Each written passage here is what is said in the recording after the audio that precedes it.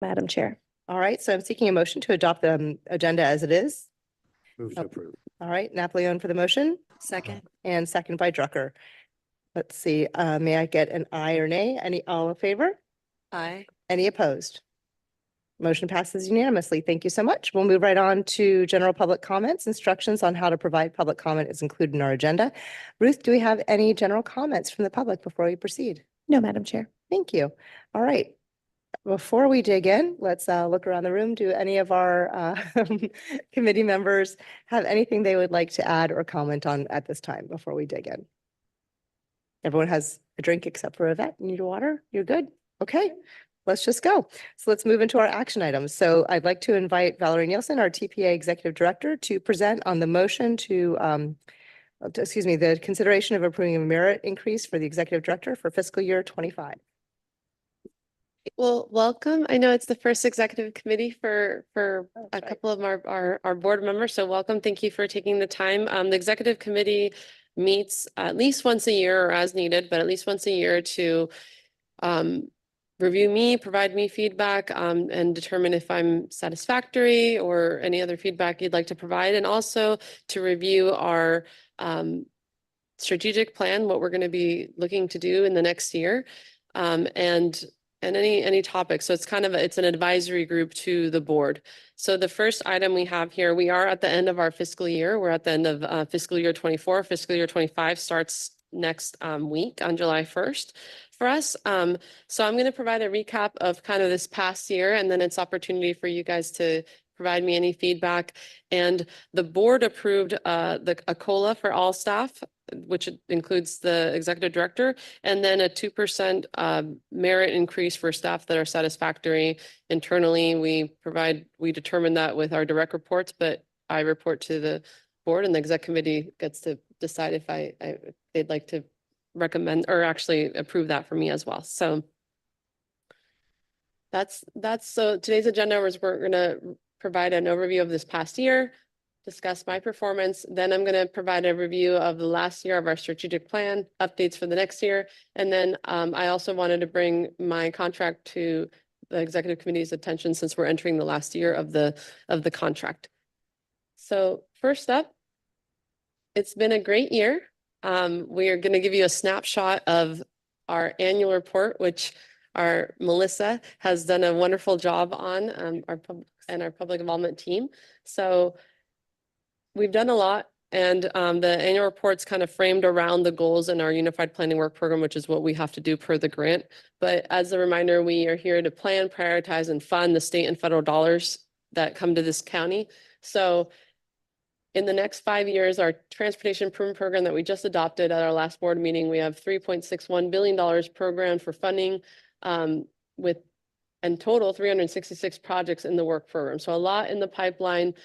We broke our record of Florida Bike Month proclamations this year. We broke the record last year. We had a goal last year of 15. We got 18. This year we got 28. So very exciting to have that much momentum and excitement in our county.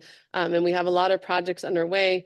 We've also provided, there's a lot of grant opportunities, discretionary grant opportunities right now. And so we've helped several municipalities provide letters of support for Safe Streets for All and for other grants as well.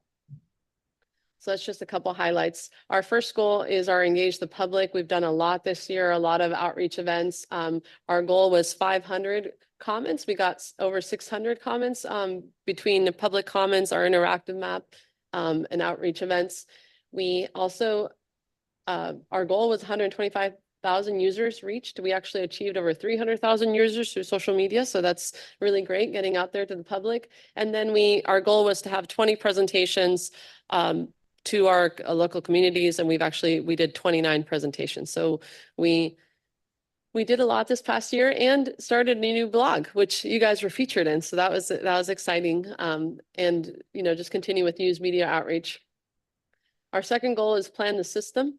So we've done a lot. It's underway, a speed management action plan. We're looking forward to bringing that back to the board to present those results, but that's underway. We also are going to be presenting our model transit demand management policy, which is something we've been working with West Palm Beach as a pilot for. So we want to roll that out to other municipalities as well as that template through, we basically participated in West Palm Beach Go, and we offered to use our consultants to create this model and using West Palm Beach as a kind of our model, and then hopefully be able to roll that out to other municipalities. And have continued to walk and bike audits, but a lot of activities. And obviously this is a big year for us. It's the update of our Vision 2050 long range transportation plan that happens every 5 years. So it's a big, heavy lift. And we've been doing a lot for that to make it to the finish line in December when it'll be adopted. Prioritize funding is our third goal. So I mentioned earlier the 3.6 billion of state and federal dollars, which is what we directly prioritize. But in total, we have over $4.3 billion in this county in our 5-year work program. That includes other projects, the county's projects, and everyone's projects of how much money is going towards transportation capital and in our county. So our goal was to support 5 discretionary grants, and we achieved 14 actually. So a lot of grants, a lot of people going after things. So that's been really great, and people actually getting a lot of grants too. And this is kind of a snapshot, and we're going to provide this as a printed annual report at our next board meeting, but just kind of a snapshot of all the things we have going on under prioritized funding. And then our next goal is implement projects. We have a lot of projects underway. They're obviously in this pipeline, but projects are actually getting implemented. They're getting constructed. Here's a couple highlights of a few: US 1 bridge in Jupiter, Southern Bridge, Lyons Road, Lake Worth Road. Lake Worth Road, we're really excited about. That's going to be the first separated bike lane on a DOT road in our county. So that's really huge in a high crash area. Hopefully it's a best practice to do that in more locations as well. Collaborate with partners is another one of our goals. We've done some peer exchanges. We did a site visit to Lake Nona to look at BEEP and learn about things going on in Orlando. We went down to Miami to get a quick sneak peek at the Intermodal Center. We're going to go back for a deeper dive in October, and also took Metro Rail to downtown. Lots of workshops, lots of engagement. Picture on the bottom, the small picture on the bottom right was our Dutch cycling embassy trip that we went to, which was a really good experience as well. And then Safe Street Summit, continue to collaborate with partners on that. And that ball is coming to us in this next fiscal year, where we'll host in West Palm Beach. Really excited about that. And congrats again to City of Boca and Vice Mayor Drucker for her award this past year. So. And then the last goal is administer the agency. So one of our goals is to provide trainings for board members, for staff.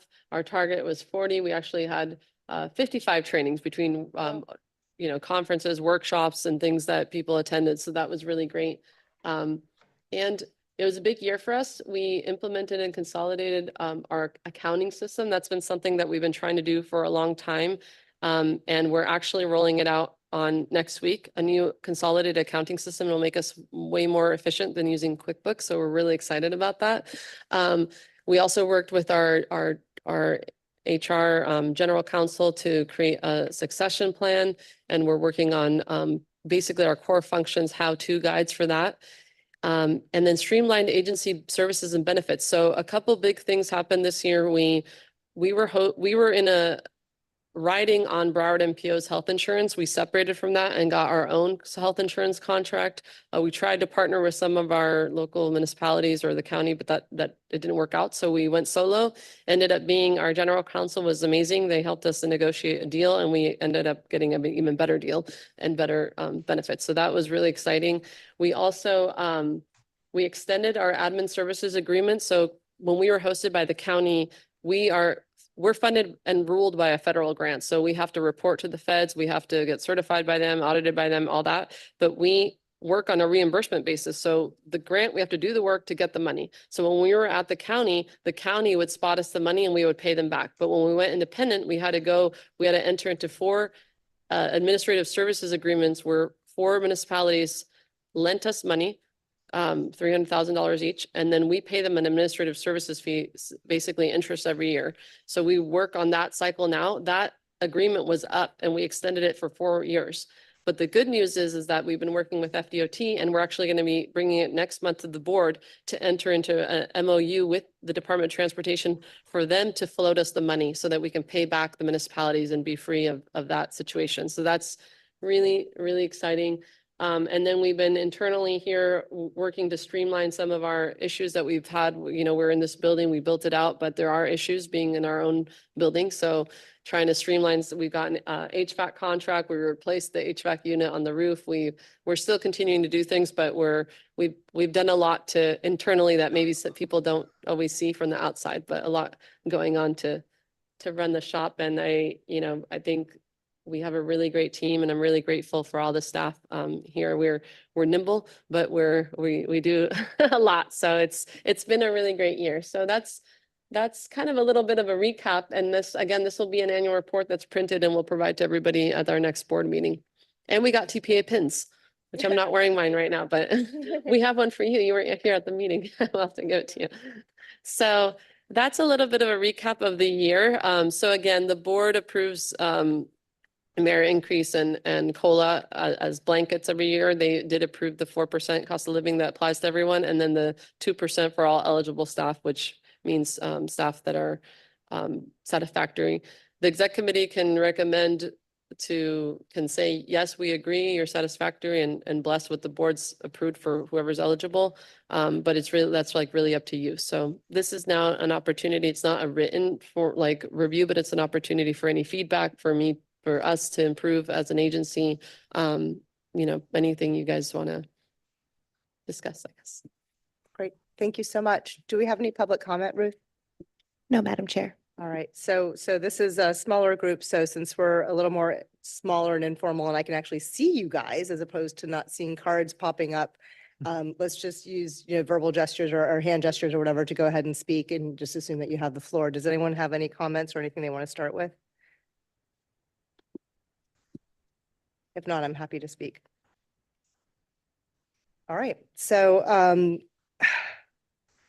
I'm sure there's nothing, I don't know how you guys review your city managers and things like that. We do ours in public. Yeah. So I think we all are kind of used to these moments where you've got someone that, staff and an individual that you're reviewing live in person. When I do that, I like to think not just about the comparatives of other people, right? So if we say hypothetically, again, city managers, some cities have debt, some cities don't. So it's kind of hard to always do apples to apples. But what I do like to think about are the challenges that person has gone through, staffing. These are the things that we don't always see on the board, whether, if we're talking about the HVAC system not working or, transitioning. I know all of us fight to keep our staff with us at the cities, and how difficult that is everywhere, not just in government, and oversight of the fiscal responsibility as well. So as we have this discussion, let's, keep that all in mind. So Deputy Mayor Drucker, did you have something you wanted to say? No? Okay. All right. So what we're tasked with today is consideration of, let's start with the COLA and merit. So Ms. Nielsen is asking to maintain what the staff has been provided. So why don't we break things into pieces and go through each one? So currently the board has approved a 4% COLA increase with 2% merit for anyone who fits into that. And so the executive director has asked to maintain that for herself. Does anyone have any comments, concerns, questions, or otherwise? Yes, ma'am. You can just leave your mic on if you want. Leave it on. Okay. Absolutely. I 100% think we should be moving forward with that. But I also was just curious if you have any insight about what your colleagues in Broward, Miami-Dade, how they're moving forward and what their COLAs and merits look like, if you have any idea. Yes, they have. For example, we did do a comparison with my peers, and I think I'll talk a little bit more about that in the contract. But because this is a recommending body to the board, and the board already approved basically blessed that. If it's a different recommendation, then it would have to go back to the board for that if it is different. For comparison, I think it's kind of hopped around a little bit. For example, Broward MPO director got a 10% merit increase. Their staff with what it was less than that. So, but it just, I think he had skipped a merit increase the year before because of whatever reason. So it's kind of hopped around a little bit.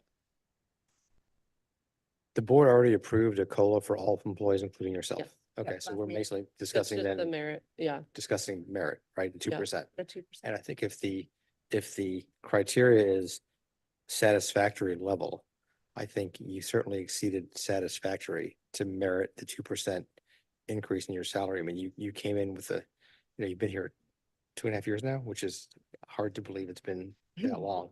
And there were a lot of challenges when you got here. And I think really we have a much more engaged and active board now. And I think we've collaborated more with our different transportation partners in different areas, not just locally, but internationally and across the country. And I think that is due almost entirely to your leadership in taking us beyond the little bubble that we were in before. So I think you've done a great job, and I think the 2% merit is certainly worthwhile. All right, anyone else? I agree. I feel like you've kind of put us back on the map and the collaboration has been key. And I think that we have so many more people on this board or wanting to be on this board when they get elected or reelected because your leadership is there. I think one of the things that I really like I've appreciated is all like our field trips because it really educates us on the process for people like myself that did not have that transportation background. You know, now we're getting all these opportunities to be able to learn more, bring it back to our cities, to our other neighboring cities when you have conversations or just in general. So I believe the 2% merit is fair and the COLA is what's kind of like, that's what we're doing. That's what's happening across industry. So I'm okay with that. All right, and then in consideration of next year, if anyone would want to do anything, we would want to do it more proactively before the board meeting if there's any sort of a difference that anyone's recommending. So just earmark that. If it's staying consistent, that's fine. That would be, something that would have to be discussed as a board, obviously. So why don't we are going to get into contract cleanup and revisions. So there are a few other items that I'll bring up under that, but if it's okay with you guys, let's go ahead and close out the discussion about the merit increase and COLA. Is there anything else on that? We'll move on to The the rest. motion is. You need a motion. Yeah, is that okay? We're done? Oh, you guys are all done. We're done Okay, with discussion. I think. All right, lovely. All right, can I have a motion in a second for the consideration of the merit increase for the executive director for fiscal year 25? I'll move to recommend a 2% merit increase for the executive director. Napoleon and a second by Fox. All in favor? Aye. Any opposed? Motion passes unanimously. All right, so we're going to move on to the updates for the TPA fiscal year 2025 strategic plan. So we're going to ask our executive director again to present. Great, thank you. Okay, so we started doing a strategic plan. It might be a little different than the cities, but a few years ago, and being an MPO, we're required to do a unified planning work program, which we recently adopted the 2 New Year cycle.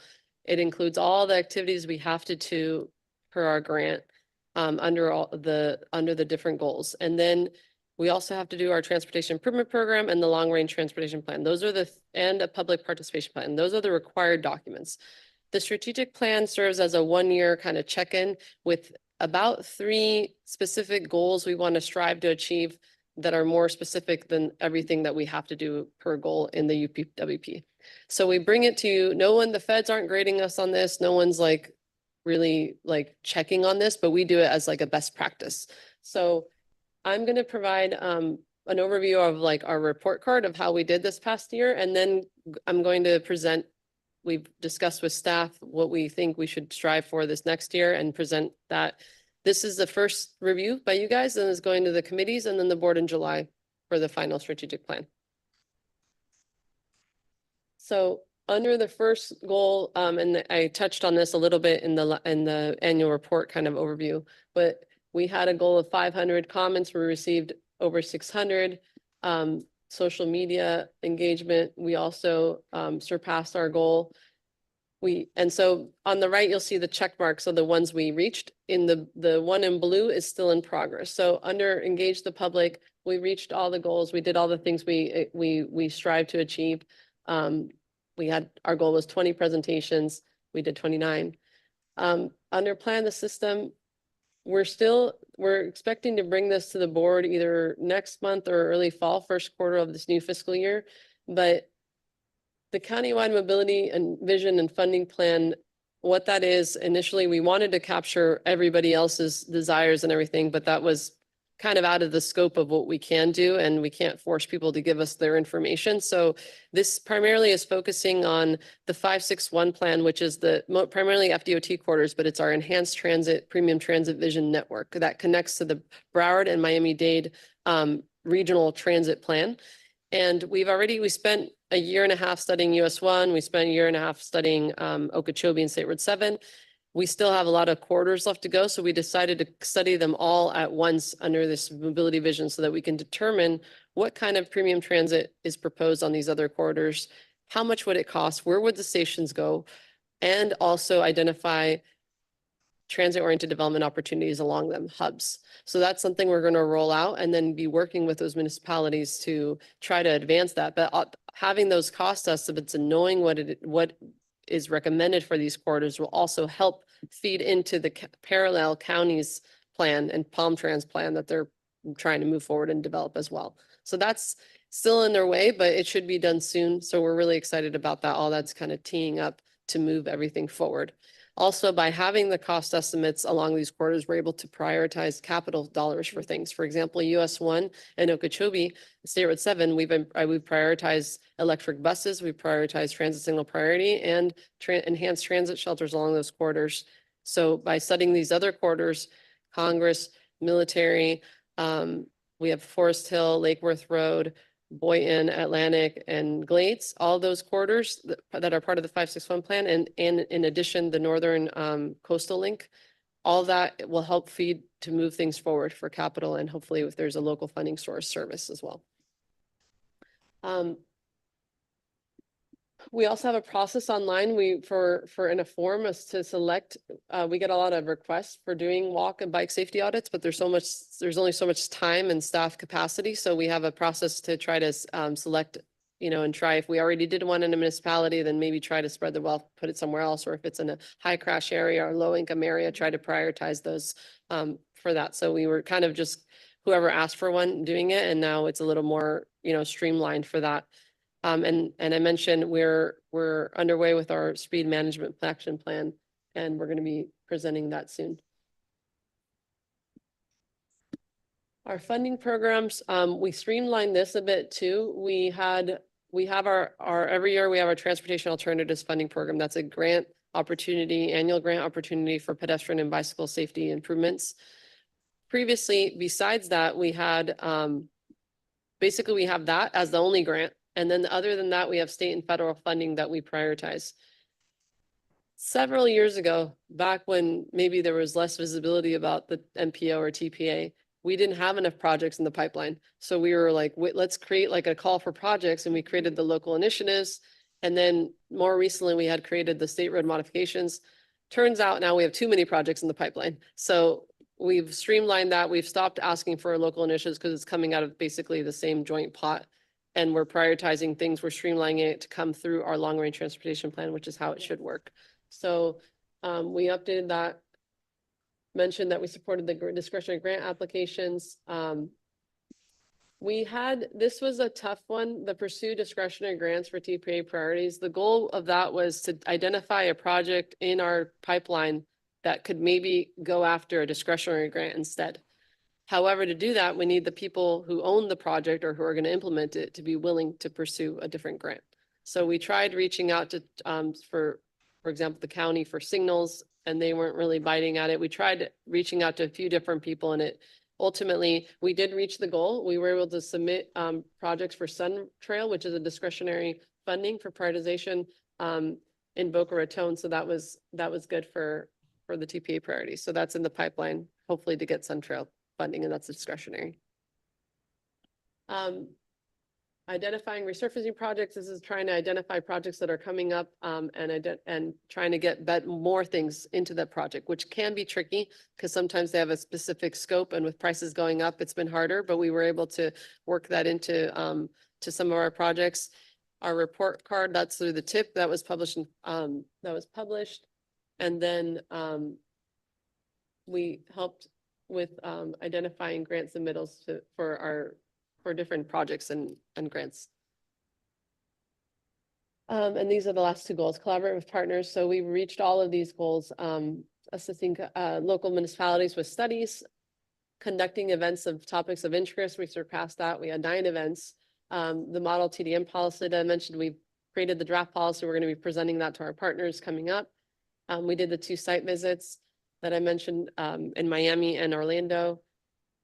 And we did a lot of trainings, also updated our handbook and did some of the things that I mentioned earlier, as well as streamline our agency services and benefits, trainings and succession plan. And then this today is our strategic plan and annual report. So we did pretty good.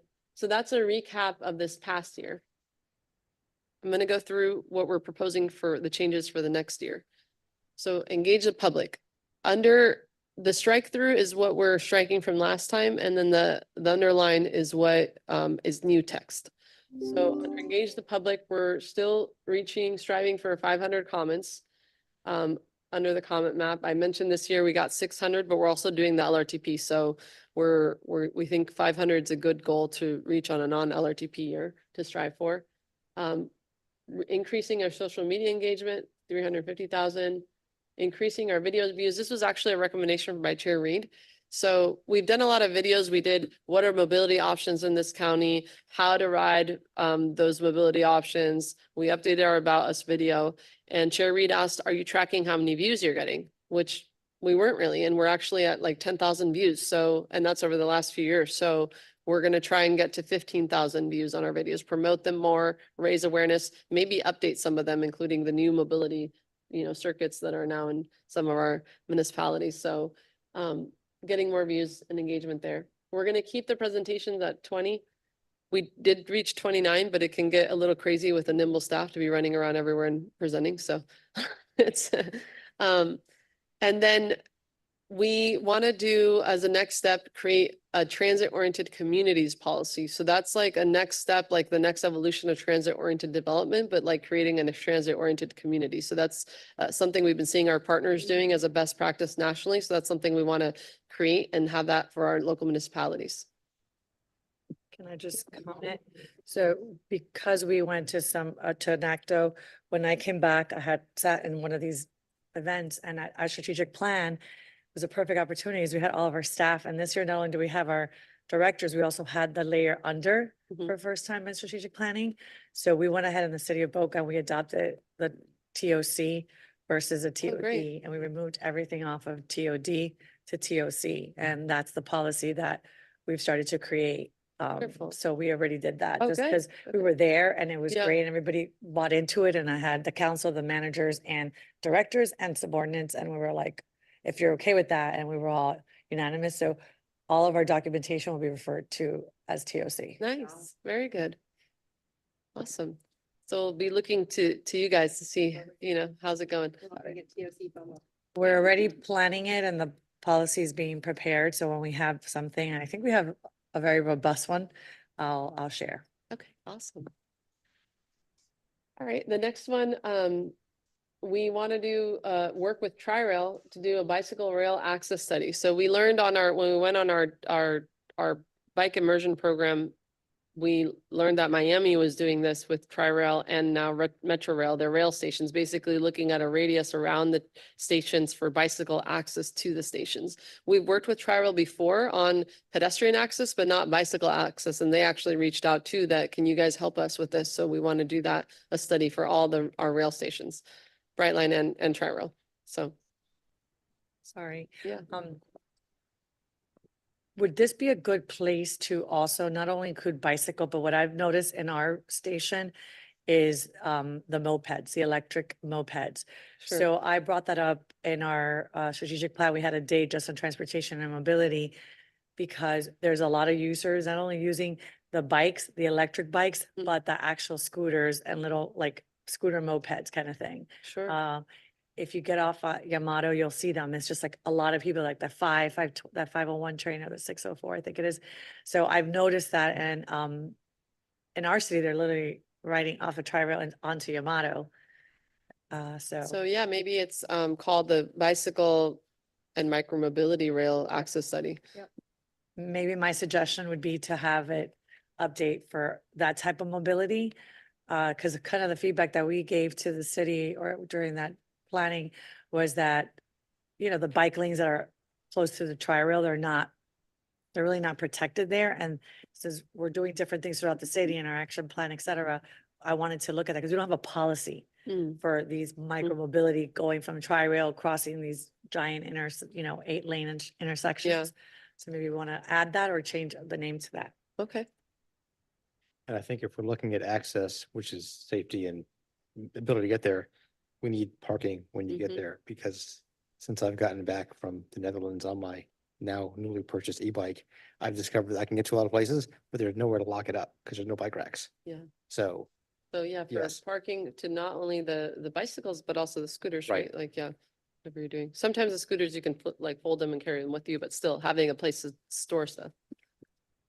And how are you working with the cities on this? Like, we're about to do our like master plan over again. So, I mean, in the past, have you worked with cities directly on that, or have they reached out to you in order Yeah. to have input? We would be working, we would meet with the cities, obviously, to see what they're doing and incorporate what their plans are into this. It would be like a joint effort with helping Tri-Rail primarily, but then meeting with the stakeholder and saying, have you already looked at this?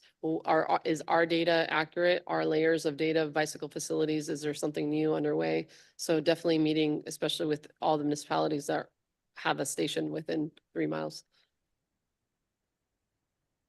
So yeah, for those cities that are ahead of the ball, ahead of the game, already doing things, so definitely incorporating that into the plan so they align. And then update our visions or action plan. We have an action plan that we're monitoring, that we're working towards, but some of the actions in it are not really, some of them are either we've already done or they may not really be in our control that we've been trying to do for a while, but we can't force other people to do things. So doing a revamp of best practices and updating our action plan, we want to do that this coming year too.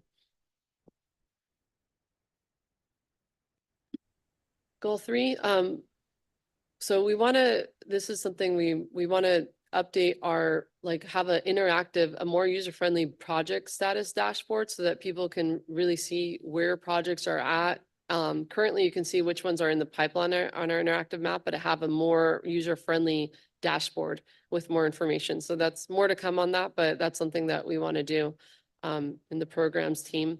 We still want to support and track discretionary grants. We're keeping that at 5 just to see, how things go, because the people have been applying to a lot of things. So we don't want to put a too high of a bar. Back when there wasn't the current, all the opportunities there are right now, it was hard to even get to 3 or 1 because there weren't that many opportunities. So we're keeping that at 5. And then working with, this is something that's being discussed at the state level too. I mentioned how we have those 3 different lists, but ultimately our list of priority projects to FDOT, it's a little confusing that we have 3 different lists because they have one funding source. So they're like, is this your top priority or is this other list your top priority? Which one is it? So working with them to revise it so that it's more streamlined, the structure, and it works better for FDOT and us. On this one, we're keeping these ones the same for implement projects. We want to continue to help our municipalities identify projects to apply for and continuing uploading our report card, but we're changing resurfacing to just say upcoming. So it's one more broader, but also we've gotten kickback from FDOT saying every time we have a resurfacing project, you can't expect us to do like redo the whole project when we're just coming and doing maintenance, and you're coming back to us and saying, well, how about all these other things? And they're like, we're in the work program, we're in the pipeline, we're just here to patch up this road, and you're asking for the moon and the sky. So we want to continue to do that, and hopefully sometimes, unfortunately, the timing doesn't always work out because they might let us know about resurfacing project just that's 1 or 2 years away, and then our transportation alternatives program, which is the one that's quickest funding, is 3 years away. So the timing, we have to really work with them. But we want to have a better gauge on all kind of upcoming projects so we can piggyback and add additional funding to do, since they're already going to be touching the road to do something better. 5, collaborate with partners. So we're going to continue doing events of topics of interest, but because we're the host for the Regional State Street Summit this year, we put that as our goal because that's going to be a big event. Usually it's around 400 people that come. So we're excited. We're really excited about that. And we're excited to, do maybe some more mobile tours, and we're going to be hosting it in West Palm Beach on February 7th is the day, a Friday at the Hilton. But the day before, the afternoon, the day before, we're going to have mobile workshops. We're going to have some roundtables of meet the experts, so staff can meet some of the speakers more around face to face and build those relationships so that they can follow up with them later. But also having some, we're already talking in Boca with some of the BRIC, and then maybe doing another tour like they did for NACTO to highlight things going on. And obviously here in West Palm Beach, because we're going to be hosting here, but potentially, other cities as well. And then we actually want to bring back the mobile tours. So we did it not this past year, but the year before. We did 4 mobile tours where we invited, some of them are limited in size because of capacity, but we invited board members and if other members wanted to come, to go and see the PBIA behind the scenes, or go see the port, or go see Palm Trans operations, or go see, Tri-Rail's operations. So we want to do that again. Not everyone was able to participate last time, and we have new board members, so stay tuned for that. And conduct site visits, learn from our partner agencies. So we already have going and doing a deeper dive into the MIC, the Miami Intermodal Center, because we're talking to the Palm Beach International Airport to imagine an intermodal center here in rail connection. And then we'll plan another site visit as well, potentially in state or potentially out of state. So stay tuned. And then last, the administrator of the agency, again, we try to have 3 goals or 3 actions per goal. We still want to strive for 40 trainings, having our staff and board members be able to attend workshops and conferences and trainings. And then POAC Institute, which has been really great. This past year, we had Commissioner Woodward and Councilmember Fran Nacklis go to the POAC Institute this spring. And prior to that, we had Commissioner Poole and Commissioner Diaz Ronaldo go to one of those 2. So we want to keep that at 40. We also want to do a training for all our committees and board. So we're thinking about maybe doing this during a board meeting to make sure everyone gets it. But, and our committees, just to remind everyone, like, why we're here, what we do, why we exist, what we do and what we don't do. So I think a refresher on that is good, and starting to do that annually. We do that for the LCB, which is Chair Reed chairs that. It's the Transportation Disadvantaged Local Coordinating Board. We receive a small grant to administer that, but it's always good to refresh everyone of like why we're here, and what we do and what we don't do. Unfortunately, we have a great name. We're doing business as the Palm Beach Transportation Planning Agency, but a lot of people get the A confused with authority, and they think we're the Transportation Authority, and we have to kind of regroup to what are we here to do, which is plan, prioritize, and fund the transportation system. And that's what we have proposed for the new strategic plan for this new fiscal year. Wow, excellent. Do we have any public comments, Ruth? No, Madam Chair. All right, so any additional comments, questions, or review from our board committee? I just have one question. So anyone who was previously granted LI funding, that will continue. It's Yes, not like, even they're though in the pipeline. even though the pipeline is Yes. existing, although that Yes, mechanism no yeah, longer will. yeah. Just to be clear, and love the idea of the ped bike safety review plan, right? That needs to happen because that's becoming extremely popular. And it's really nice to see times like the bicycle immersion or our time out there in the world coming back and now showing up on our strategic plan, right? That's what it's all about. And this is the proof in that pudding, whether it's NACTO turning it into TOCs, or it's the experience that you had in Amsterdam, where we're going to really, really revamp what the studies look like for bicycle access in our multimodal hubs. So this is really exciting stuff. Thank you. With that, I'm looking for a motion for. Do you have a comment? Oh, I apologize. I'm going.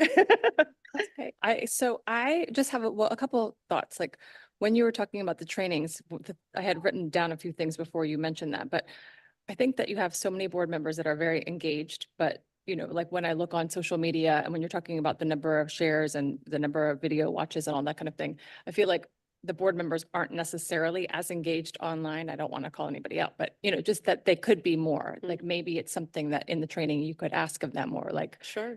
if that's like a whole new network of people, that if you had one person share from Boca and one person from Wellington and Jupiter, and it's like, that's, a lot, reaching a lot of people that maybe don't know what the TPA does. And, people would probably be happy to do it if we asked them. One thing, last night we had a board meeting at the city, and Commissioner Lambert is on the Discover the Palm Beaches board for our behalf. And she, at the end of our meeting, gave all of us a copy of their annual report. And she just went through what they're doing and all that kind of, things that we're all kind of paging through it while she was telling us. But I think maybe something like that would be great too, for us to, I don't know how many you make, but if we all brought like souvenirs back to our boards to talk a little bit more about what we're doing here at the TPA and in a public meeting like that, so that other people can hear.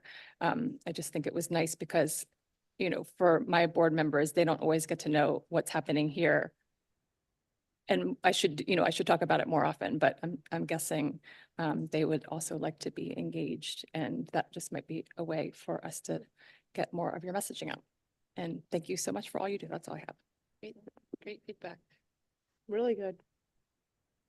Anyone else? Sorry, I didn't see you.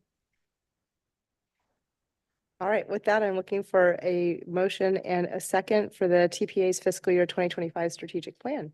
So moved. Okay, Drucker and Napoleon. All in favor? Aye. Any opposed? Motion passes unanimously. Thank you. Let's move on to item C, which is the motion to recommend revisions to the TPA Executive Director's contract. So we'll have our Executive Director present again. Great.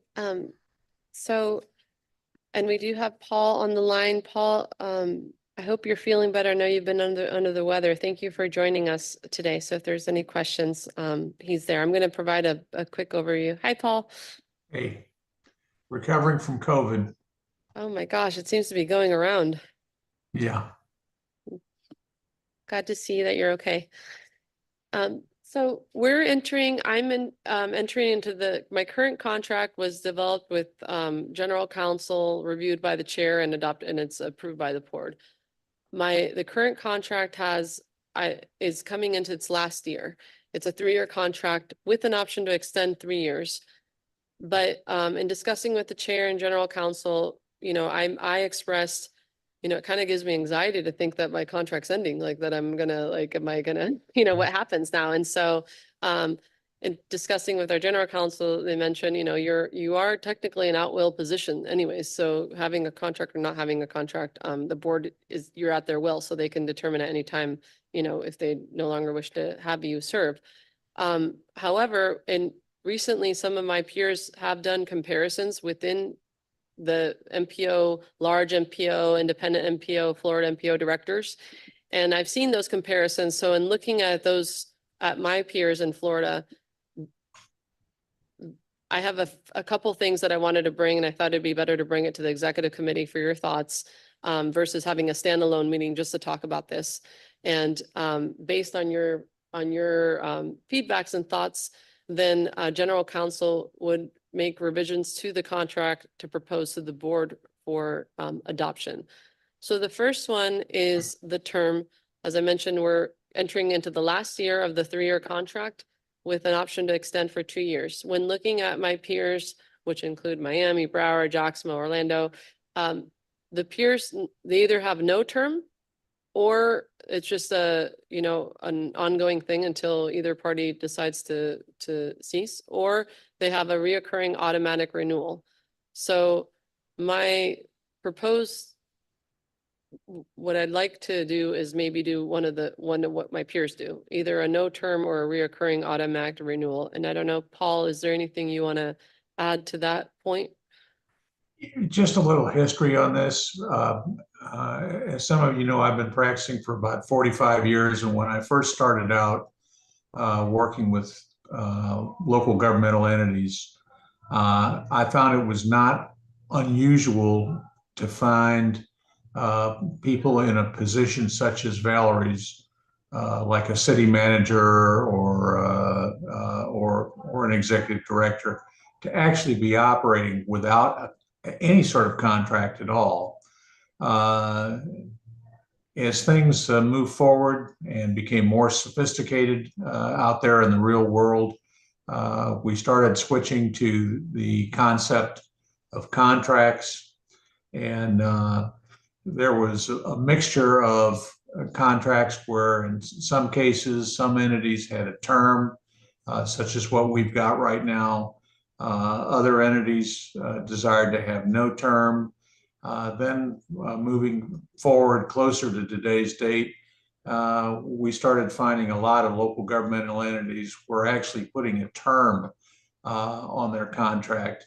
And that raised certain problems because there was always the uncertainty of, would the contract be extended? What happens if it doesn't get extended? And now, in talking with our labor council, what we're starting to see is a new trend out there where individuals such as Valerie are just simply hired with an at-will contract. They can be terminated at any time, but there is no term on the contract, and it's basically what is being proposed to you right now, and that is, if somebody wants to terminate it, they can terminate it at any time, usually giving some type of notice, obviously. So that's probably where things are at out there in the real world right now. And if I can address that. Yeah, I mean, because again, you can call it a 5-year term or a 3-year term, but when you can terminate the employee on without cause and give them 20-week severance, it's a 20-week contract. That's all it is. So, if I give her a 5-year contract and we can terminate her without cause with 20-week severance, it's a 20-year contract. So without having to come up with that, the only thing nice about a renewal period is if you don't really want to feel like you're firing someone, you can let a contract expire because it may feel nicer to you. But I think going without a term and putting in the severance, we would want to, if we wanted to replace our current executive director or CEO with someone else, then just set the severance term. But I think the 20-week severance without a term is fine because it's a 20-week contract as it is right now, regardless of what we call it from a term standpoint. I guess my only feedback, because we just went through a new city manager where our former city manager was under contract and the severance had to be paid out. So that would be what my question would be to the board or to the attorney. And we have another position that's under contract that we're getting ready to make some changes that I really can't discuss publicly yet. But the issue comes when you're terminating an employee that doesn't have a contract in place or anything in terms of, not the terms, but what happens to that severance part. That's the part that I'm more, but you're saying the contract is a 20-week severance already included? Okay, that's something that I think that you should probably add when you bring this back to the board to explain that, because that will come up with people that I've talked to about the term limits, is that they're in there. And then when they become kind of a problem or an opportunity, some people are getting termed quicker because we want to kind of part ways. Like you said, you don't want to fire the person, but then what are the speculations around the actual payouts?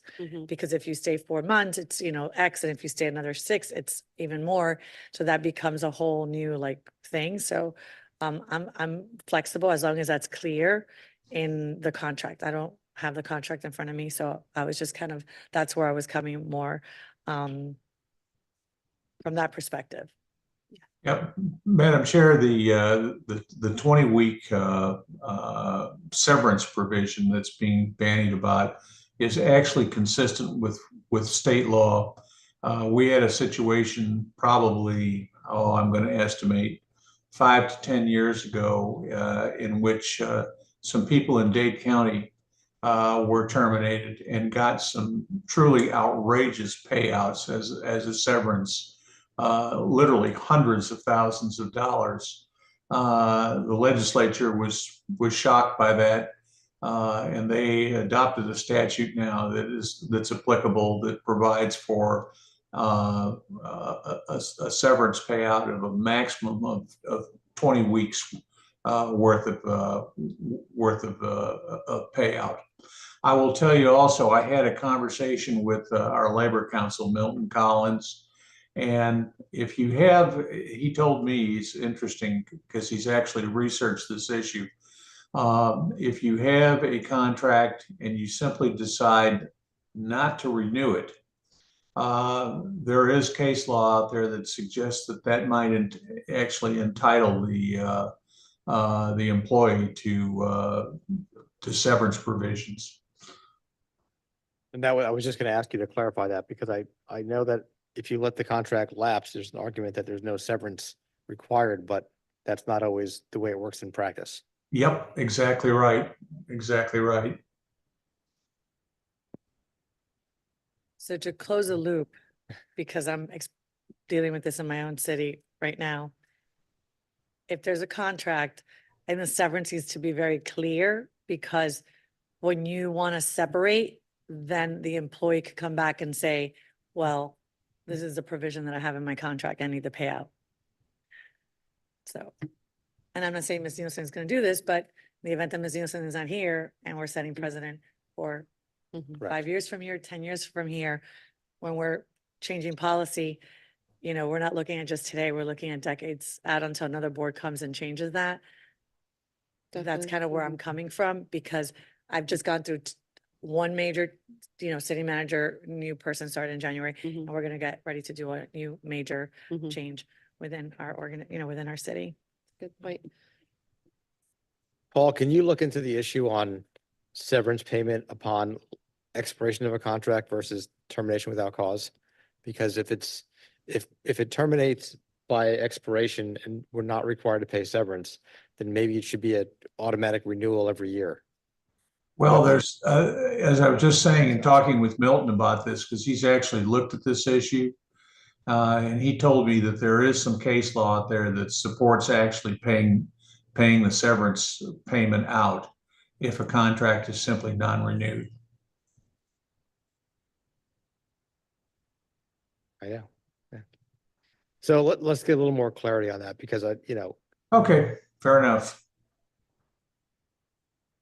And then the current contract does, and all of my peers have the 20 weeks in it too, so that wouldn't change. It's just the proposing what the term might be. I think that's the state mandate, and that all the contracts have that. I think it's when you're So terminating, clarifying it. even if you're terminating without a cause, and it's just that you want to separate. Mhm. You want to go on your way. Forget that we're going to terminate you or anybody. It's like, you know what, it's taken its course and I want to separate. In some provisions, you have to pay out the severance based on the contract that was signed. And then those are taxpayer dollars that we Mhm. need to make sure that we kind of are accounted for. Mhm. So again, it has nothing to do with you directly, it just has to do with the process, and then we put in good policy Mhm. for whatever it is, whether you want to leave us or we want to leave you or the next person. It's usually better to just go ahead and on a termination and pay out that severance. You know, you can make the argument that, well, we're terminating for cause and therefore we shouldn't have to pay the severance amount of money. But, you know, ultimately, what are you going to do? Litigate over it? And by the time you end up litigating over it, you've probably spent more time and money litigating than the value of the actual severance payment.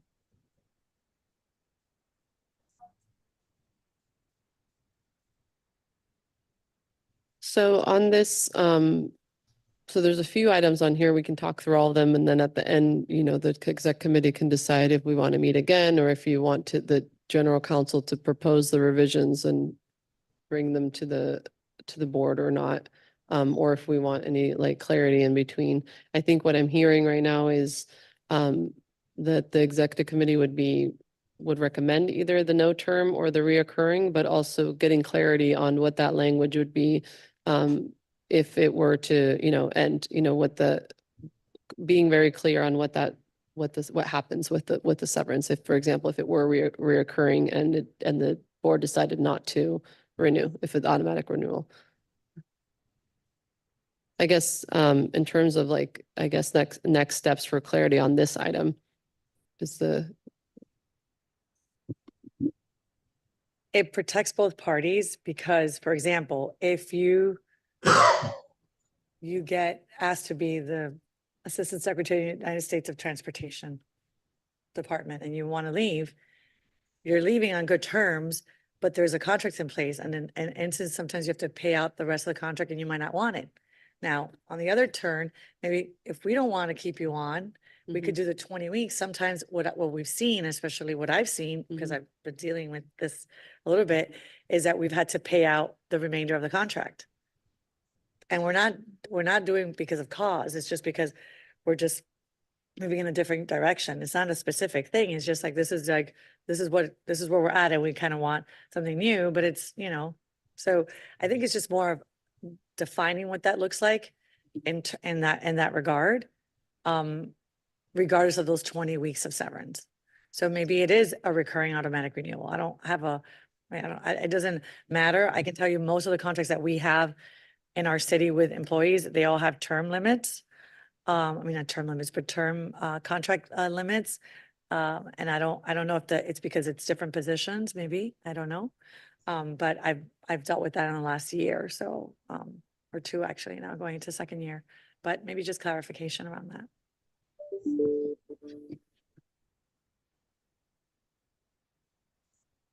Paul, any thoughts? I don't know if, Well, we can, as has been requested, we can go ahead and provide a little additional information to you if you want on this. okay. The next thing, there's no proposed change to compensation. The recommendation is just to stay the same, eligible for the COLA that everyone receives, and then merit. But general counsel recommended having at least every 2 years, which is what we plan to do. We just internally anyways for staff, like a market comparison, like a comp study with peers. So is this be your 2 years then? Will you be at that point? She's almost at 3, I think. Yeah, we're at, it would be like in 2 years, like we're in 2024 right now. So like end of 2026, kind of looking at, or how are the other peers looking? And then are we still But so competitive? have we done that since you've been here? We have a table with the comparison of the other peers. And because recently the North Florida TPO did that, but But I mean, is that something we should be looking at? Because you've already been here for 3 years? Obviously, I haven't been on this yeah, part yeah. of the board the past 3 This years, is a but- recommendation moving forward to say like in the contract, the exec committee or the chair should at least every 2 years kind of see where the executive director's at. Right. So I mean, I'm just saying, like, if, you have done so many things to bring us to a place that, that I wouldn't have imagined. I mean, that people on our board are fighting to be on this board now. I think that we have to make sure that we are compensating everyone as they should be. So I haven't been on this exec board in the past 3 years to know how this has worked. So I'm just asking if you've already done any market competitive, studies in the past 3 years, or are you sort of still in the same place where you were first hired? to be in this position? yeah, we haven't done a comparison with other boards or the other directors to, see how I am market comparison. We have a comparison to see because they've also done comparison and asked me. I'm not requesting any change in the compensation. I'm aware that I'm going into my third year in this position. And, some of the other MPO directors may have been many years in their positions, or just 5, but they might have more years, but I am on the low end on the comparison by a lot, but I'm not asking for any change at this point. So I understand where I'm at in the scheme of things too. I've also jumped into this position, so I'm, 2 years in, and I just want to make sure that, that we are, maybe it's not on Yeah. you to be looking at the recommendation for your own salary. Maybe it is up to us to decide, Huge. how we should be looking at. So Ms. Nielsen, in our early conversation, is truly a team player and does not necessarily always care to set herself apart from staff.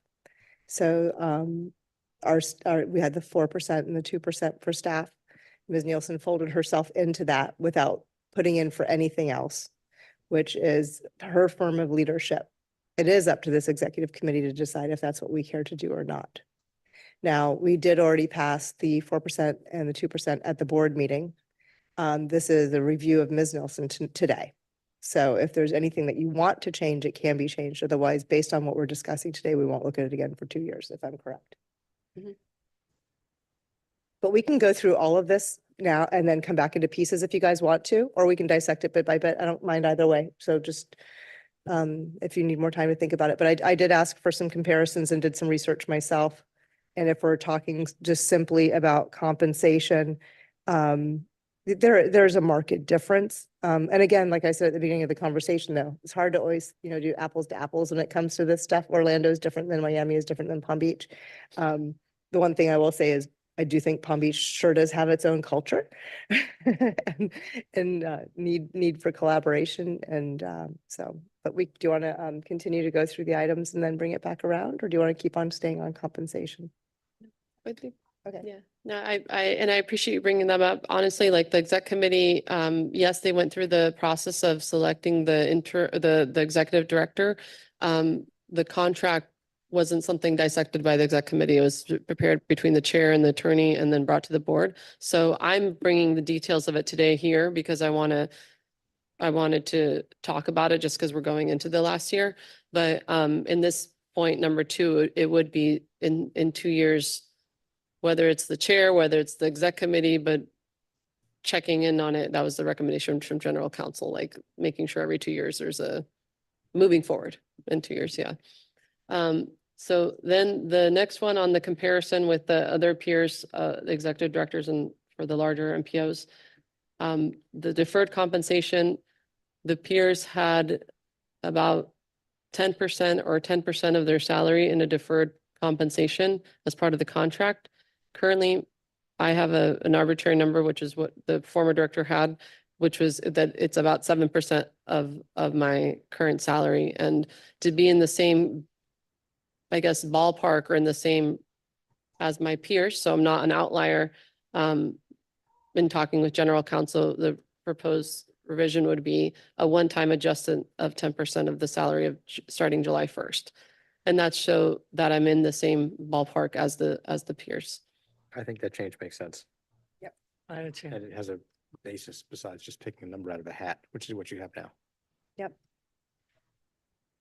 The next one is an automobile allowance. So currently, I have to do and all staff have to do this program, but monthly mileage paperwork. And in looking at my peers, some of them didn't have this, but some had monthly automobile allowance, which includes, I obviously have to travel more to statewide meetings, to meetings in Miami, and all around the county. And so that includes the mileage form takes time. So it takes time from the executive assistant to try to gather all the receipts, the maps, the driving directions, all these things. And it also takes my time to review it, correct it, and then compile all this every single month. So it's a lot of kind of time, and it'd be better for us and for finance to have just an automobile allowance similar to what my other executive director peers have. The ones who have it have $600 a month. In talking with general counsel and kind of looking at what currently where I range.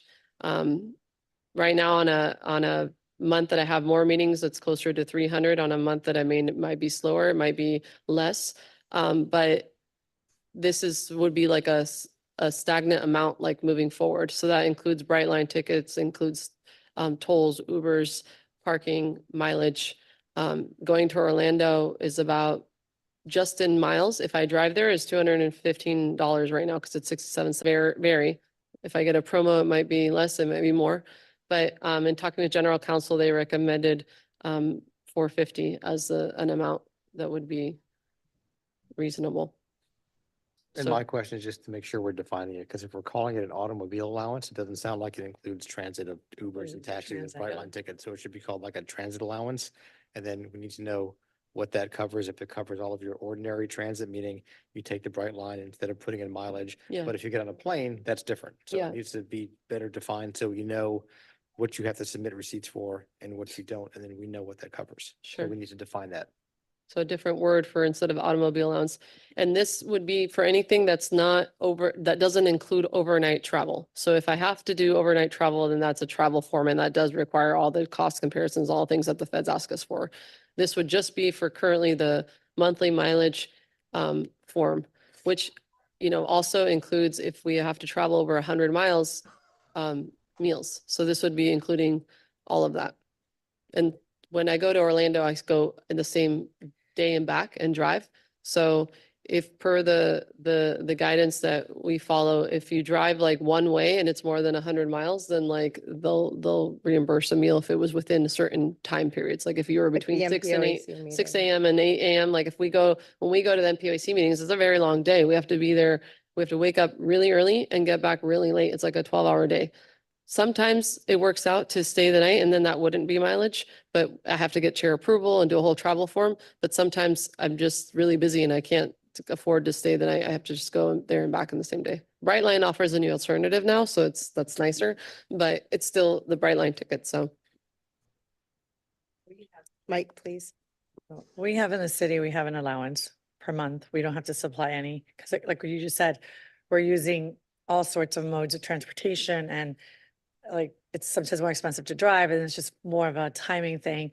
And then we also have, if we're going over a certain mileage, because I can tell you that $450 goes by fast. Because even to go to Orlando on Brightline is a $200 ticket. Mhm. So if you have to go up there twice, your allowance is done. So I don't know how that's handled. So we have that caveat, which is like over a certain mileage, then we get miles on that. And then I do have to submit paperwork for that, or we have to submit whoever's under that plan, which is the city and the council. And we also, back to Michael's point, or Mr. Napoleone, transportation, I would say include Uber, because that's also part of your kind of Brightline, our Uber, new yeah. Brightline, Uber, Tri-Rail, et cetera.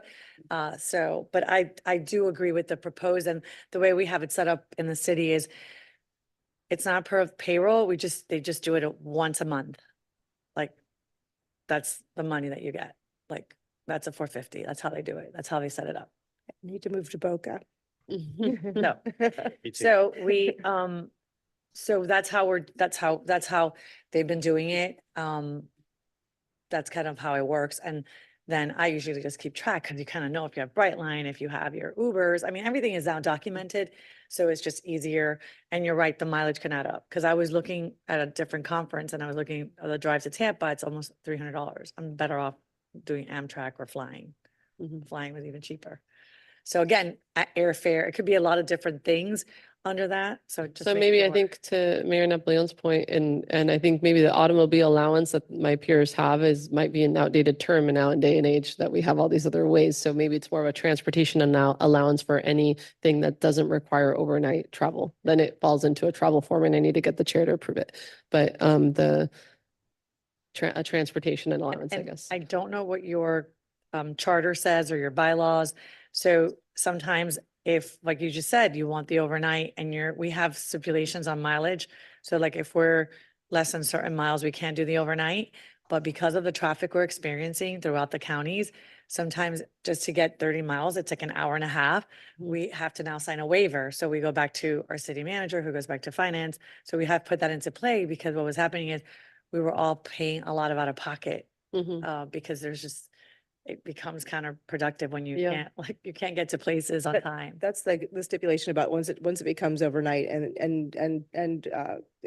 to the executive director of Merit, she's very cognizant. And again, but we are talking about beyond now. But yeah, she's really good about watching that 450. Perhaps, we could, if we're talking about, you could just call it a land-based transit or land-based, because then you're not in the air, I guess. Oh. So, all right, Have a lawyer on the phone. we have a Come up lawyer. with a Paul, what do we proper say? Language for that. Transportation allowance or for overnight? Or what would you say, Paul? Here. Well, we can call it a travel allowance, but I think the key to it is the language that we insert into the contract to describe specifically what it covers and what it doesn't cover. Perfect. Yeah, because I think we have a travel form, which is kind of we'd have to specify that it's not that, because travel is normally a different approval process and a different form, and it requires a bunch Exactly. of stuff. So this would be replacing our mileage form, which currently it's an FDOT form, but it includes all these other caveats of the other types of expenses. So it'd be basically anything that's like transportation expense that's currently in our mileage form, but that doesn't involve overnight travel. Correct. I guess my question is, just based on what you're saying about Brightline and things, I mean, now prices are so much higher. Will you? I mean, I don't think that that sounds like enough. We have $500 in the city and, you know, we don't go on Brightline nearly as much as you do in those things. So I guess I'm fine with this, but I'm just wondering at what point, I mean, if you start noticing that it's going over every month, maybe we need to be able to reconsider. Yeah, maybe that's in the 2-year kind of rolling cycle of like revisiting things, you know? Yeah, probably more. All right, do you want to go over the communication analysis and allowance? Sure. So, in the comparison of the peers, everyone either had an agency phone or had like a phone allowance. Currently, I use my phone a lot. I start my days off with my phone and then with my phone with a lot of, you know, a lot of people contacting me and we do have what's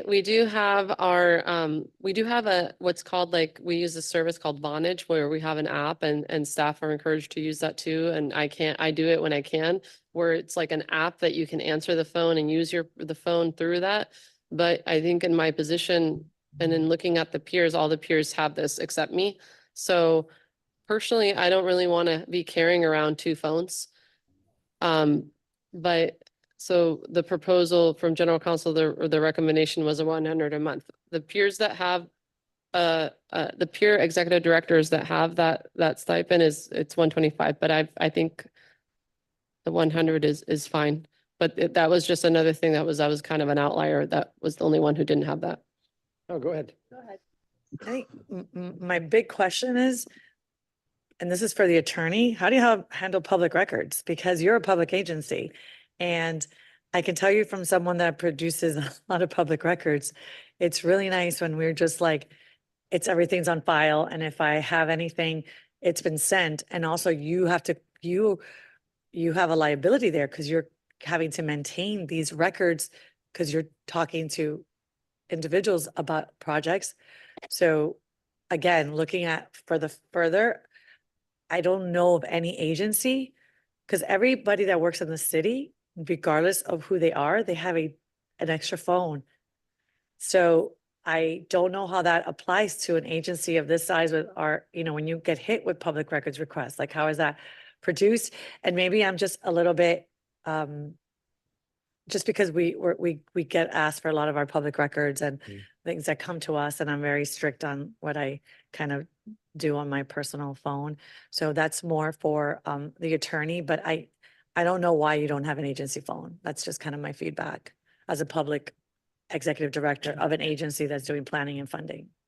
But keep in mind, your public records are wherever you create them. So even if you have a dedicated phone for your public official office and you use your personal phone for it, that they don't become exempt because they're on your personal phone, which you know. That's why if you have one phone, you only use it for that, but you don't always carry both phones. So then you use it, so it can become a problem.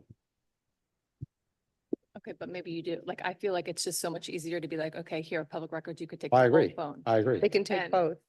Well, they could take both, but not if I don't want them to read my sister's emails and so I do everything on my, work phone and just be like, here's my public record of every call and every email that I have. And our city has an app that's on our phones, on our like public phones, and you could put it on our private phones, to be able to get anything that's kind of like the access of like that, city material. And like, if I get a text, for example, for a meeting request, I copy and paste it if it's my personal because they forgot the user wrong, and I email it right away to my city, and I put the subject, Michael N. whatever project. It's a public record. All it says is, hi, can I get a meeting? And all I respond is, please call my city. But I even send that in. I'm super strict about that. I just think that it's hard if you get hit with a lawsuit and you have to extrapolate all the public versus your private. Well, I will tell you, they're not going to take your word for I can, it. and I can tell you from a city that has been Right, under litigation over public records, that is correct. yes.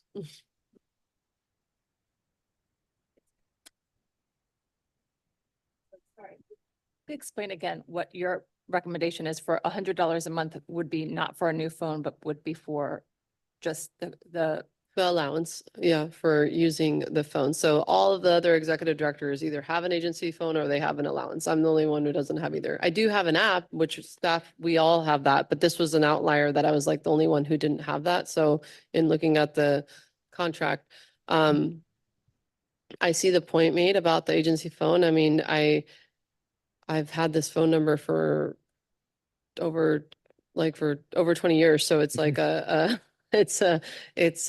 a lot. I'm sure I'd have to give up both phones even if I had both phones. If something like that were to happen. I don't know. Paul, do you have any thoughts on this? No, I think what has been done has been outlined, the two ways of handling this.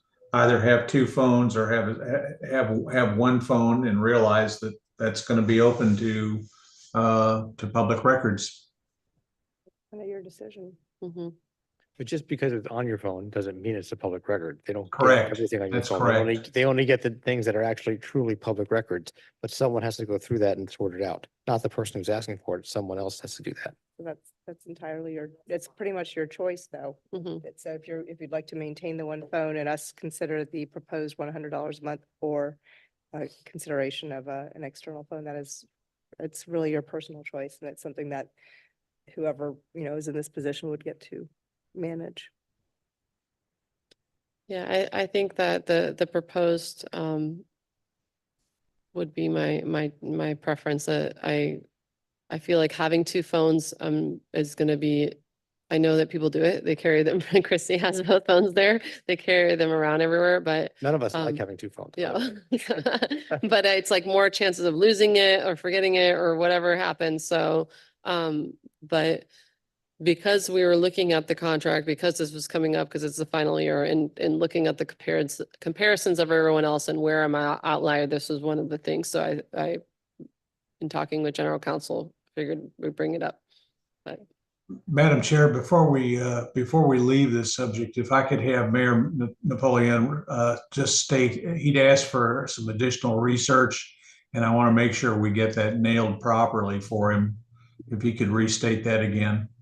And that was I on think item one. I think the concerning question is whether it's better from the TPA standpoint to have a contract that can expire by its term, meaning if it expires by its term, we would not then have to pay the former employee severance versus terminating without cause where we would have to. Right. Because there might be a position where we want, everyone agrees your term's up in a year, you're gonna go, we're gonna be happy that you go, everyone moves on, but we don't want to pay you 20 weeks on that occurrence. Gotcha. Is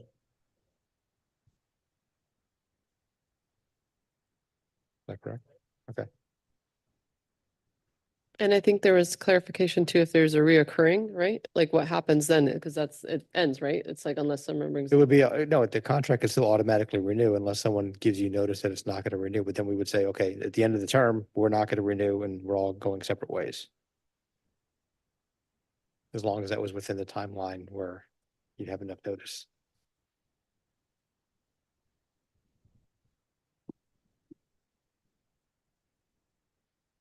What else? So I guess it's more of kind of wanted to bring this to your guys' attention if what the next step would be. There's the option of general counsel making the track changes in the contract and then bringing it to the board, having another meeting. There's like whatever the exec committee would like to do. Your contract is up by what date? Contract, I'm entering the last year, so we have time. Okay.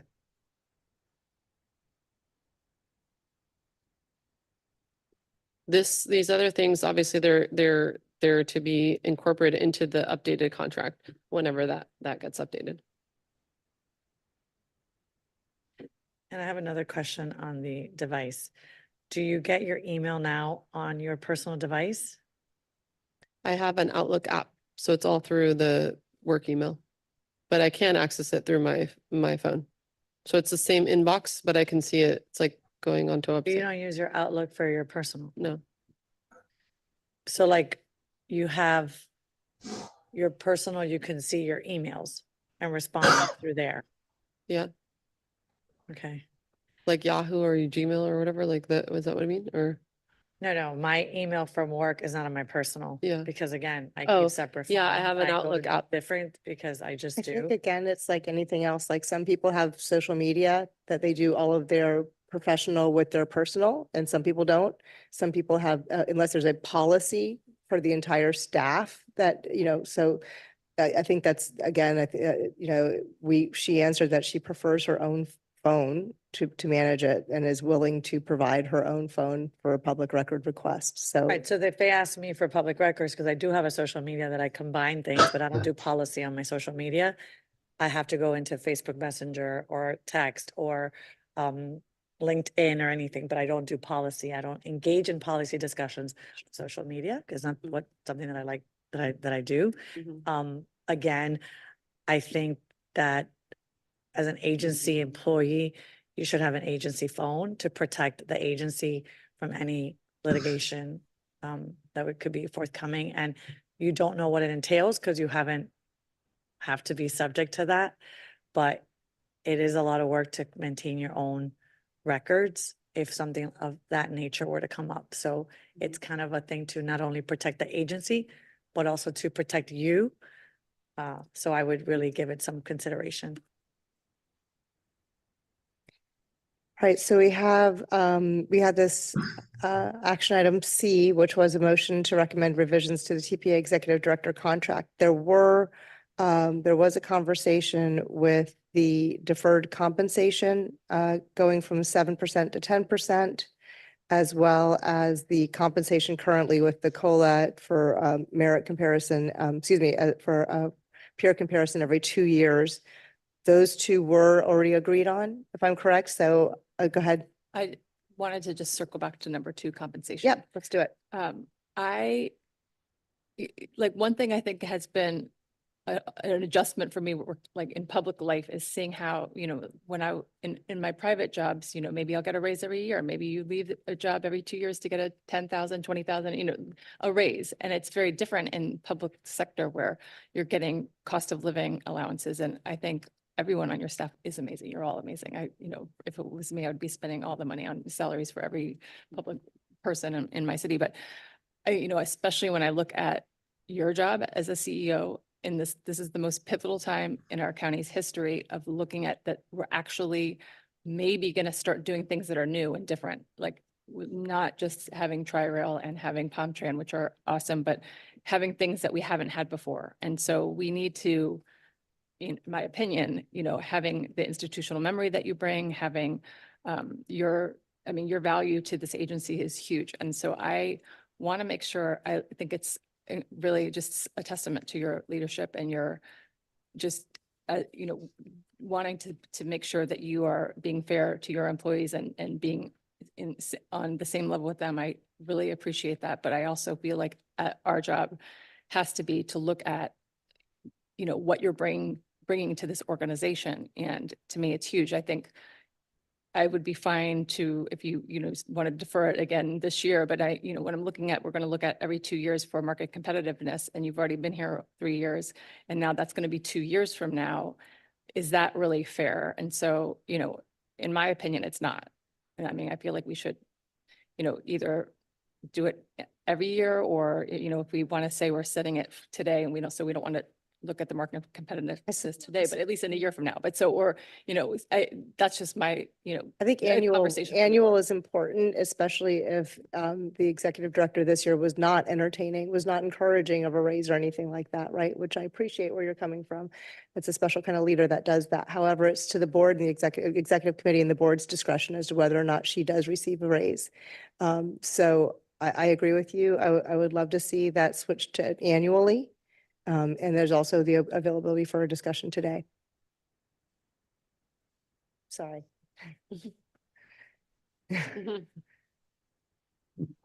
I mean, another idea is if you're willing to forego this for the COLA merit this year, then maybe you do look at not only yourself, but if you're gonna lump yourself with your staff, then you also have to look at them when you come up in these 2 years as to how are they being competitively paid in the market. Yeah, and we recently did that last year, compensation for Right. them, yeah. Okay, so if That's you've done. done That that, is done. then you have to, then maybe you need to look, we need to look at you separately this year or next year if you want to forgo it this year and do it next year and then get you back on the same as them in terms of how you look, like how you look at the HR, right, the market competitive, because obviously we want to keep you, but we also want to keep the staff and you also want to bring in Mhm. staff as well, right? When you have any kind of turnover, you also want to hire the right candidate and be competitive with sister agencies or other agencies.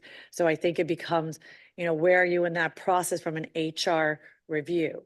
Yeah, we did that last year, and our salaries were competitive for staff. We are my thought is that we do this every year. Obviously, I'm in a different role and I think that every 2 year in line with our budget cycle with the UPWP is a good time to do it. We're starting a new UPWP now. We just closed. We're ending a cycle. We're starting a new one. Doing another compensation, I think every year is overkill for an agency-wide compensation analysis, but every 2 years, in addition to what we're already doing with COLA and merit, Most organizations do like the 2 to 3 years Mhm. out. That's what So general counsel advised too, yeah. I was a human resources manager in my past history of Mhm. life. So that's why I was asking if you've done the Mhm. HR comparison. So I think what's proposed is fair. And then you can kind of revisit, work the new plan, and then make sure that you're continuing competitive. And then if there's anything that needs to be given as a catch-up, we used to call it, or as a bonus perhaps, to bump you up. And by then she'll have more experience also on the job versus the peers that you would compare the market competitiveness study to. All right, so 2 years. 2 years. Because generally, if you do a 3 year contract, when your contract comes up for renewal, that's when you'll take that market survey and see if you're being paid in line versus not. And if you do a 3 year contract, and that's your 3 year contract price locked into whatever it is, and it's upon the renewal where you would look at it. And if we're gonna do a contract that automatically renews, we need to build in something in there that Mhm. every 2 years we'll do a market survey to see. I mean, doesn't mean we have to do anything, but we should at least look at it and see if we're still competitive with the market. Mhm. But that's the disadvantage. When you take away the the new contract negotiation, you don't have that process anymore. You're getting your annual bump and whatever it happens. Mhm.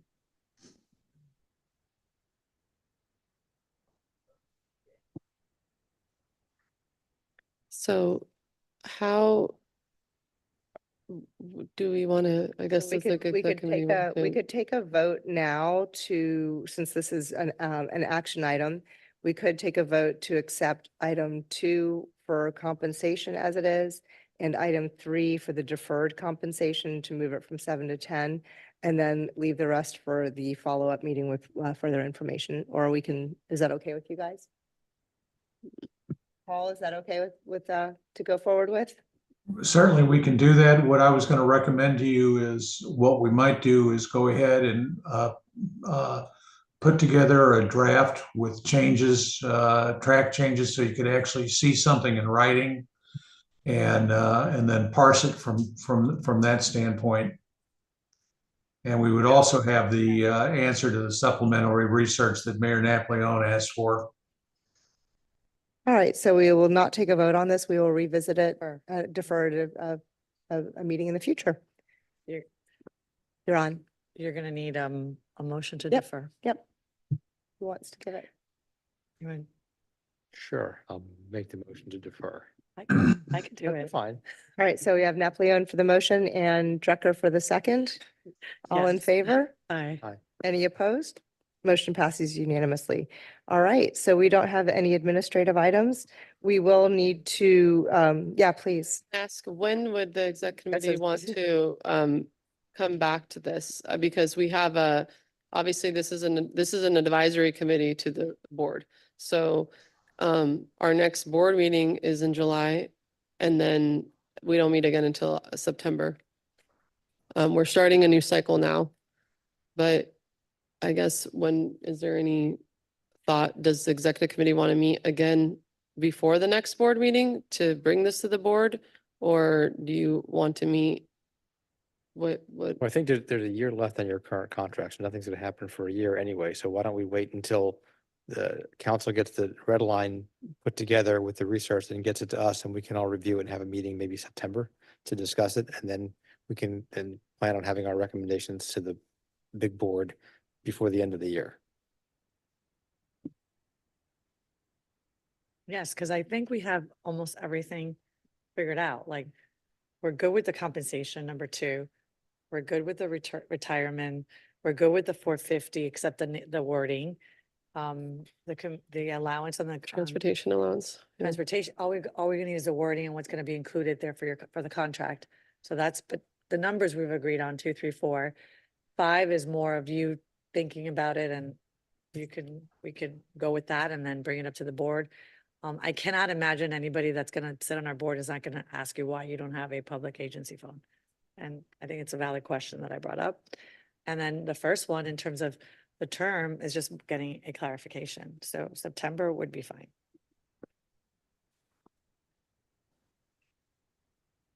All right, so we'll plan to meet in September. We'll get some emails out quickly so that we can mail in that date, because I know that this is a really busy board, and we're still missing one today. So that way we can all have the opportunity to come in September and then bring it back to the board. Any other comments, questions? Have we had any public comment at all? No, I Madam Chair. just, yeah, I want to ask, would the executive committee be amenable to, and we've already done one amendment to the contract to make corrections and revisions that legal had. But there could be an amendment to include the items that are proposed that don't need clarification.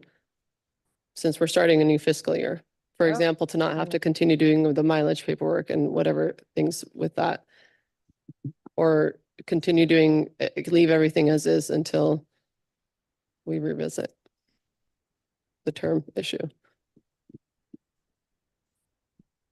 We could leave that to, I guess that's more of a question for The- the lawyer. If you want to, like what That was what I the originally. chair had said earlier was Yeah, you want to we've approve. got 2 agreement two, items, 3, 3 for you and And Well, for 4 you don't, because we need the wording. we can choose a word right transportation, now. We could choose a allowance. word, do I think 2, that- 3, I don't think 4. we need to do that just to add it. I mean, in my opinion, I think you should capture whatever you want on there from the legal side so that I you're. think you're with the covered. lawyer, what he said is it's not so much the word automobile or the word transit or transportation. It's The more about contract wording. what he said was the description. So if you read it through, it says currently, it says automobile mileage, tolls, parking, transit, trail, taxis, et cetera. So it's the descriptive language. Paul, you can correct me if I'm wrong. Is it the descriptive language that's the most important part? Yes, Not necessarily the word automobile, transit, mobility, whatever that word becomes. It's about the description within the, that's correct. okay. Does that- So let me, because now I'm slightly confused. Are we being asked to amend the current contract to include, to increase the deferred comp and include the automobile allowance now versus the end of the, as part of the new contract? Is that what you're asking? Yeah, I'm asking if whether or not, because the motion was, we're starting a new cycle, a new 2-year cycle next month. So the question was, there seems to be, need to be more clarification on whether or not, like the wording and the terms on whether or not what happens with the term, but we still have another year of the term. So the question was, would the executive committee want the general counsel to make an amendment to the contract to include items, the items that they recommend, or just leave everything as is, nothing changes until this is like revisited? Right, so if we're looking at a new budget, we're going into this new cycle. So you're saying we'll start the cycle clean with these things if we do it, a change to the contract now. So that's easier for staff. That's just an easier, clean start. But doesn't this have to go back to the board? Yeah, so in It still has July, time, so I'm confused because I don't, on the timing, I thought we have, we have a year left of the contract till it expires. right, which. We're starting a new 2-year cycle, a new fiscal year this month in July. So. But we can leave everything as is and revisit it. And whenever, So if we were to go ahead and accept the contract revisions of the numbers that have been agreed upon, there is time to get it to the board to vote on to make it work in time for the new 2-year cycle. is the question. I The, think, is the that New you're Year's, asking. the New Year cycle starts next month, but Mhm. this would take effect after the pay cycle, like after that cycle, but it would be in line in July. It wouldn't be July 1st, but it would be after the July 18th board meeting. So technically, like, I wouldn't do mileage paperwork for July because the contract would be amended July 18th. So it would just be like the transportation allowance or whatever, if that were to happen. I personally don't like making changes without like giving people the enough time for for like even our regular board to with everything like kind of digest it, if I be honest, because the last thing we want is for anybody to think that we're trying to make these changes without being transparent. I don't know if that makes Okay. sense. No, that's Just 'cause We fine. don't have Mhm. clarification. Like, I'm okay with 2 and 3, but 4, I want to look at what that looks like or what it says. I'm okay with the amount. I don't have a problem with that. Again, I think that take me through the process. So we'll approve the contract amendments to the contract, and then it comes back to the board on the 18th. And Yeah, then, so in the past, this contract didn't come to the executive committee. I wanted to bring it to you guys to discuss these things because they're changes, they're revisions, and it's coming up, and you guys are the ones who advise on, whether or not to select a new director. The general counsel, based on feedback today, would take a stab at revising the contract. They would make the proposed language changes and whatnot in the contract, and then it would be in the backup of the board agenda for approval. We've done amendment in the past and it goes on consent and we do agenda walkthroughs. People can review it. They can pull it off the agenda and talk about it in the meeting, or they can decide to move forward with it. That would be the process. If we delay this conversation, have another executive committee meeting, look at the changes again, and then bring it to the board. Again, Paul, I guess you can chime in because the executive committee hasn't really been involved, but you recommended to for me to workshop this here. Yeah, well, absolutely. And I think what we'll do is we'll go ahead and put together the track changes and get it back to the board. And I think the question is, when do you want to see it? That's appears to be the real question. I think the question came back to, I guess, the charge of the executive committee, which isn't to necessarily to determine the contract. In the past, it was done between you and the chair and then brought to the full board.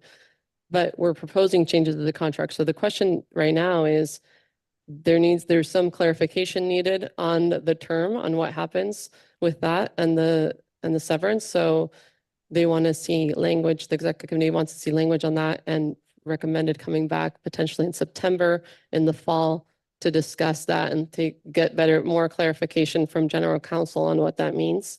And then there's these other things that seem to be okay. So the question is do we make a second amendment to the contract now in July with those changes, or do we wait until it's revisited again at the executive committee and talked about when general counsel has been able to make some of the proposed changes in the contract? I think we've confused the issues because initially I thought we were discussing upon your contract's renewal, what the new contract was going to look like. But now it sounds like, and I don't have a problem with it necessarily, it now sounds like part of this review is also based upon your annual review, meaning do we not only want to give you the 4% COLA and 2% merit, but do we also want to amend your contract to include an increase to your deferred comp and change your and give you an auto allowance and a communication allowance as part of that overall annual review? And if I think that's what we're doing, I don't have a problem with doing that as part of your annual performance review while we're still working on looking at what your contract term is going to look like and how we do the other things. So if we're looking for a motion to amend your contract to increase it by some of these things we talked about, I think that's what we want to talk about now, because those are easy changes when you just do an amendment to increase your deferred comp to 10% of your salary and give you a transit allowance of X dollars a month once we come up with the wording, and a communication allowance. I think that is easy to do by amendment that we can have to the board by the next meeting, because that's really an easy change. The other things require some more thought, and that wouldn't go into effect until the end of your contract upon your contract renewal. Is that Is that where we are? Correct, Okay. correct. I'm taking a motion if anyone wants to give one. The key here is transparency to everyone involved. Oh, it always is. And that's why she brought this to exec. She did not have to do No, that. I'm just saying, just for the people that are listening or will come back or question, or how do we get to this? It's just making sure everybody has time to digest everything and that everybody knows how we got to this. So do we want to be able to take to the board a proposal in July? July is our next meeting? Mhm. July 18th to propose on the annual review to, here's a motion. We already moved for the 2% merit increase. I propose we amend the executive director's contract to increase her deferred comp to 10% of base salary, give her a $100 a month communication allowance and a transit allowance of $400 a month, which will be wordsmithed by the time it comes to the board. 450, sorry. That's All my right, so motion. I'm looking for a second to Mayor Napoleon's motion to amend the executive director's contract to the terms he discussed, which was the deferred comp, transit, transportation, automobile communication, and the compensation, which was number 2. Looking for a second. All right, seconded by Fox. All in favor? Aye. Aye. Any opposed? That motion passes, and we will come back and take a look at the clarification on the terms at a later date. Thank you. That said, anything else we care to discuss? I know that if we'll meet again in September, we'll start some emails right away so we can get those dates done quickly. And If I can make a suggestion that we either meet before, after our scheduled meeting, maybe. after the board meeting in September. Mhm. Okay, well, I think we'll have, Know the date, but just going off of like when we're here, might as well, just because it. oh, become- you mean on the same day? Yes, like I think it's September 18th. Okay, great. September 19th. No, it's 18. Oh, I'm in the wrong year. Sorry, it is the 19th. I'm ahead of myself. All right, so we'll have our staff reach out to try to get that set up. And with that, I do want to just bring it back to the fact that the presentations were excellent. Paul, we're glad you're feeling better. It's nice to have you back. And again, to recap for the beginning, when you think about these things, we're thinking about the challenges, staffing. We heard a lot, and I do want to just touch on some of it because I had to write just a few notes, and I know everyone wants to get done, but just consolidating the accounting system was something that's extraordinary for anyone who's been along for this process. When the executive director took this role, it required a lot of forensic accounting to get through it. When I would ask for information, it would usually be on a QuickBooks type spreadsheet that wasn't reflective of what's actually passed through here. So the accounting system as it is now is extraordinary. The health insurance issue was something that this executive director was proactive on for years before the contract ended. I don't know about you guys, but having come from private ownership of companies, ensuring our staff was always the hardest thing. And to come out with a benefits policy that's even better than what was already being provided is extraordinary. We're really lucky also that this MPO is independent from the county, which does allow us to truly collaborate and meet on the same level. So I'm hopeful that, we'll continue to get even better. This board, especially the last couple of years and working with you guys on the executive committee has been a true delight. And you're right, Commissioner Fox mentioned that we're up for a tremendous amount of change. And personally, and I think it's reflected by our board, we couldn't ask for a better leader. So thank you for all you're doing. All right. Third, fourth, we second all that. I'm grateful to have you all on the board, and for our entire board. We have really great leadership in this county. I'm grateful for all your time and dedication to our improving the quality of life in the transportation system here. So Thank you. You're doing a great job. Not to mention running a whole building, which is which is its own thing too. All right. Anything else from anybody else?